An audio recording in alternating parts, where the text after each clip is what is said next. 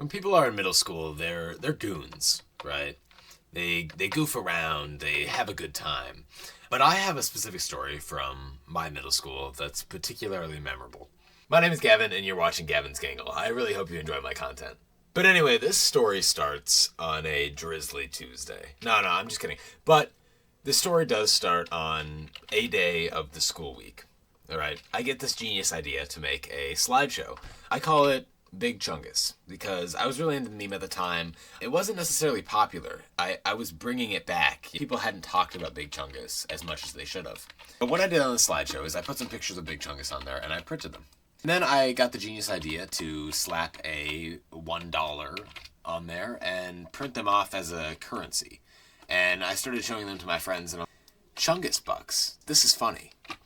So I went back onto that slideshow and I printed off other ones of different amounts. And eventually people started seeing them. They looked at my slideshow, they looked at my ones that I had printed, and they went, hey, this is pretty funny. These Chungus bucks, let's ignore that last game happened. I forgot how to play this. But they thought, these Chungus bucks, they're funny. And eventually, I remember it was a few days after I had created the initial Chungus bucks. Not that many people were using them, but somebody made the first transaction, and they bought an applesauce off of another student. Hey, what's up, bro? This first transaction gave the currency some sort of value.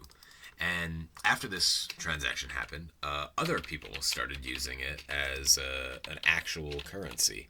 And eventually people were making exchanges with these. People were actually wanting these. So I kept printing them more and more every day.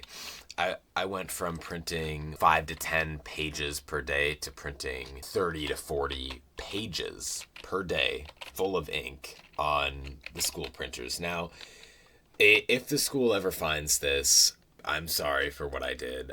Looking back, if that school ever goes out of business, that's completely on me. But I printed tons of pages of them, and I kept them all in a folder, and I would give them out sparingly. I would go around in the hallways. I would toss them up, and people would bend down and pick them up.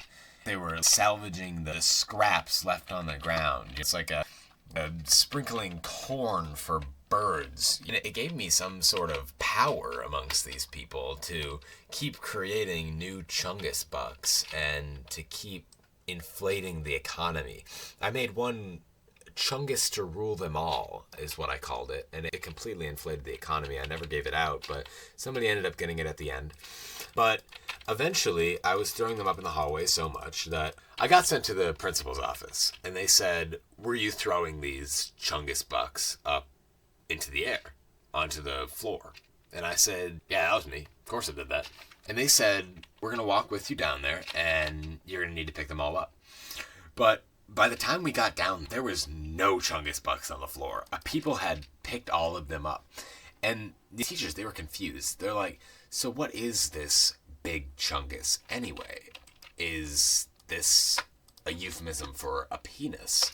And I said, no, it is not a euphemism for a penis. I'm sure some people say that, but I certainly don't. Be more medium Chungus. But no, I don't use that. So I told them that, and they were like, I guess we'll let you keep doing this, but it can't get out of hand. And I believe they asked where I was printing these, and I told them at home. So again, I'm sorry if the school ever goes out of business. Completely my bad. But people kept absolutely eating up these Chungus bucks.